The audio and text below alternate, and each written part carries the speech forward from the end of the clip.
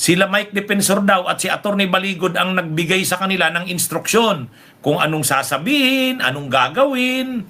May kapalit daw na pera yun. Malaking halaga daw ang pinangako sa kanila. Kaya pumayag sila. O yan na. O yan na mga kabunyog, mga kababayan. O. Matapos itong 4 na ito, inaasahan may mga susunod pa daw. Baka maubos yung 80 na yan. Lahat na yan bumaliktad eh. Problemado na nito ngayon si Attorney Libito Baligod. Ha? Enzo Recto, kalaban ang katiwalian at kasinungalingan, kakampi sa katotohanan at kabutihan. Magandang umaga mga kabunyog. Kung matagal nang naghihimas ng rehas si Mike Defensor, sigurado namang doble-doble na ang kaba ngayon ni Attorney Baligod. Bakit mga kabunyog? Dahil sa isang matinding pasabog nang tuluyang bumaliktad ang 4 sa 18 bagman ni Zaldico. Ayon sa mga huling ula, opisyal nang nagrecant ang 4 na ito at tuluyang binawi ang kanilang mga naunang pahayag. Ibinunyag nila na sila ay napag-utusan lamang noon ni na Mike Defensor at Attorney Baligod. Ang mas matindi pa, inamin nilang pawang gawa-gawa lamang at walang anumang katotohanan ang lahat ng kanilang ipinagsasabi. Dahil dito, tiyak na nag-aalala na si Attorney Baligod sa kung ano ang magiging epekto nito sa kanya. Para sa mas malinaw na detalye at konteksto, panoorin po natin ang mismong mga pahayag ng 4 na bagman. Binabawi na po namin yung mga unang salaysay namin. At gusto na namin po manahimik dahil sa ngayon ay dad kami ng mga kaso, mga banta sa buhay namin. May mga pangako po sa amin. Sinasabi nila po na pwede na po kayong hindi magtrabaho ng 2 taon. Tapos, meron pa kayong security sa pamilya niyo. Hindi totoo po yung sinasabi namin sa unang sinumpaang sinaysay namin. Parang naguguluhan pa kami noon. Tapos, ang nagawa ng affidavit namin po ay hindi kami po. Sana yung mga nagkaso sa amin na napakarami po ay maawa po sila sa amin. Mga kabunyog, narinig po natin mismo ang naging pag-amin ng 4 sa 18 bagman ni Zaldico. Malinaw nilang ininguso sina Baligod at Defensor at ibinunyag na sila ay pawang mga napag-utusan lamang. Ngayon naman mga kabunyog, upang mas maging malalim at malawak ang ating pag-unawa sa motibo sa likod ng kanilang biglaang pagbaliktad, atin pong pakinggan at suriin ang naging analysis at profesional na paliwanag dito ni Attorney Enzo Recto. Heto po ang kanyang pagsusuri. At ang topic po natin ngayon, itong balita na yung 4 sa 18 na Malita Boys, nagrecant na. Ibig sabihin po ng nagrecant, binawi na yung una nilang sinumpaang salaysay. O yan, inaasahan talaga ito. Ay siyempre, yung mga Malita Boys na yan, talaga namang inano lang yan eh. Ang director at financier nila si Mike Defensor. Ang abogado nila si Attorney Libito Baligod ay ngayon nakakulong na si Mike Defensor. 'Di ba? Kabunyog Alvin Reyes. Wala. Si Mike Defensor, yun lang naman yung sa kanila, nagtuturo sa kanila kung anong gagawin, anong sasabihin, pati yung mga gastos nila. Si Mike Defensor ang nagpo-provide niyan. Ngayon nakakulong si Mike Defensor, paano na sila? Tapos, ang problema pa nitong mga Malita Boys na to, tambak ang kaso nila. Napakaraming isinampa sa kanila ng mga cyber libel, perjury cases, tapos sa iba-ibang lugar pa ng Pilipinas. Si dating Congressman Ace Barbers ng Surigao, doon i-final sa Surigao City. Kaya may panahon pumupunta pa yan ng Surigao City, itong mga Malita Boys na to. May nakafile din doon sa Marawi. Kasi si Congressman Adjong, yung cyber libel niya laban sa kanila, doon niya rin i-final. Napakaraming final si dating Senador Sonny Trillanes, si Laila de Lima, si dating National Security Advisor Eduardo Anyo. Kahit nga si Bucor Director Gregorio Katapang, may final din sa kanilang mga kaso. Kaya ang nangyari dito, syempre nakaramdam na itong mga Malita Boys na ito, wala na. Obvious naman kasi yung mga ginagawa nila, itinuro lang. Tinuruan lang sila eh.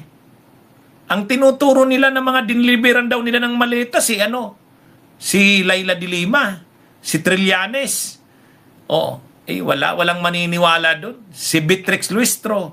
Kaya lang, ngayon, sabi nitong yung apat, binawi na yung testimonya nila. Ang sabi nila, tinuruan lang sila ni Mike Defensor sa kanilibito Baligod. Sila Mike Defensor daw at si Attorney Baligod ang nagbigay sa kanila ng instruksyon kung anong sasabihin, anong gagawin. May kapalit daw na pera yun. Malaking halaga daw ang pinangako sa kanila. Kaya pumayag sila. Yan na. Yan na, mga kabunyog, mga kababayan. Matapos itong apat na ito, inaasahan may mga susunod pa daw. Baka maubos yung 80 na yan. Lahat na yan bumaliktad. Problemado na nito ngayon si Attorney Libito Baligod. Yan yung problema diyan sa ganyan. Ito naman kasing mga Malita Boys na ito, nagpagamit sila sa mga DDS Kaya ngayon, in-interview na ng media yan, iniharap na yung apat. Yung apat na yan, humarap na sa media at diniklara na nilang binabawi na nila yung kanilang mga unang sinumpaang salaysay. Bakit daw nila ginawa yung mga unang sinumpaang salaysay nila? Ay may pangako daw sila na malaking halaga, sila Mike Defensor, sila Attorney Libito Baligod. At ang nagturo sa kanila kung anong sasabihin, anong gagawin, sila Mike Defensor at sila Libito Baligod. Kaya yan mga kabunyog. Ano na ito? Hindi, sa totoo lang, itong mga Malita Boys na ito, mayroon din naman talaga silang diniliberan dyan na totoo naman. Yung mga korap na politiko, diniliberan nila yan ng Malita talaga. Kasi tao sila ni Saldico May mga kongresista dyan na diniliberan sila ng pera, totoo yan. Kaya lang, ang problema kasi dito sa Malita Boys, sa halip na ituro yung mga dapat, ang kanilang testimonya na sentro na ngayon kay Laila de Lima, kay Congresswoman Beatrix Luistro, kay dating Congressman Ace Barbers, kay Trillanes dahil bibigyan daw ng pera yung ICC. Kumbaga, ginamit na sila nila Mike Defensor para yung mga nagsusulong ng impeachment ni Sara. Sino ba ang aktibong nagsusulong ng impeachment ni Sara? Si Laila de Lima, si Trillanes, si dating si Congresswoman Beatrix Luistro. Yun ang tinuturo nila na dinilibera nila ng maleta. Paano ka naman maniniwala doon? Yan na. Ngayon, ang problema nila, nakulong na si Mike Defensor. Nakulong. Dati yata, lahat nila ng kailangan na pera, tinutulungan sila ni Mike Defensor. Hindi naman yung dinidinay ni Mike Defensor Sabi ni Mike Defensor, so what? Kung tumutulong ako sa kanila, ay sarili ko namang pera yun. Yan na. Yan na ngayon yung nangyari. Kaya, ang latest na balita ngayon, nagbabaliktara na, nagre-recant na, binabawi na yung mga sinabi nila. Sabi ng Malita Boys na ito, yung apat na iniharap, nangako daw sa kanila ng malaking halaga.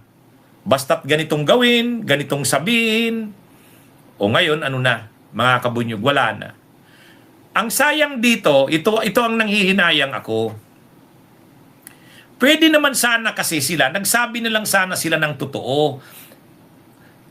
Mayroon talaga silang mga dinilibera ng pera na totoo namang kurap. Yun sana ang itinuro nila.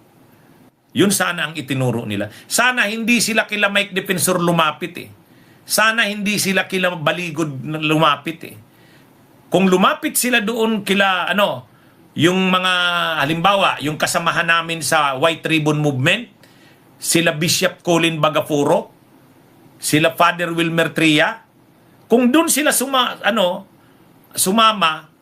doon sila kila retired General Elerio, yung grupo na yon, matino sana yun.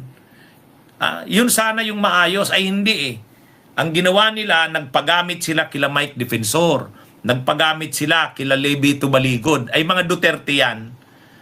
Ang design nila Mike Defensor at Baligod, at sila nila Marcoleta, iharas yung mga kongresista na nagsusulong ng impeachment ni Sara. At saka nagsusulong ng sa ICC. Kaya ang ginawa nitong mga Malita Boys, itinuturo si Trillanes. Itinuturo sila Ila de Lima, diniliberan daw nila ng malitang pera. Bakit ganon? Ayun ang itinuro sa kanila nila Mike Defensor. Pero sa totoo, nagsisinungaling sila doon. Nagsisinungaling sila doon. Kaya, ay ngayon, ano na, ang problema nila, siguro, nakakaharap na nila yung pressure kasi nakakulong na si Mike Defensor. Baka wala nang nakakarating sa kanilang pera. Pangalawa, kaliwat kanan ang kaso nila. Kinasuhan sila nila Ila de Lima, ni Trillanes, ni dating Congressman Ace Barbers, ni Congressman Joel Chua, ni Congressman Benny Abante ng Manila. Oh, tambak. Tambak yung kaso nila. O di, ano ang nangyari ngayon? Sakit ng ulo. So babawiin na nila. Binabawi na nila ngayon yung kanilang mga sinabi. Ayan mga kabunyo. Problemado na ngayon ang kampo ni Sara Duterte. Wala na yung pinagmamalaki nilang Malita Boys. Sinasamba ito ng mga DDS. Sabi nila, Brave 18. Sabi ni retired General Romeo Poquis, saludo sa Brave 18. Sabi ng mga DDS, saludo sa Brave 18. O sige nga. Yan ang problema kapag yung mga mga sinasabi mo hindi naman totoo. O yan na ngayon. Binabawi na nila yung mga sinabi nila. Okay, mga kabunyog, mga kabayan, magandang araw sa inyong lahat. Bunyog, bunyog, halikan na kasama ka. Bunyog, kapag buklod ay may pag-asa. Luzon, Visayas, Mindanao, isa ang pananaw.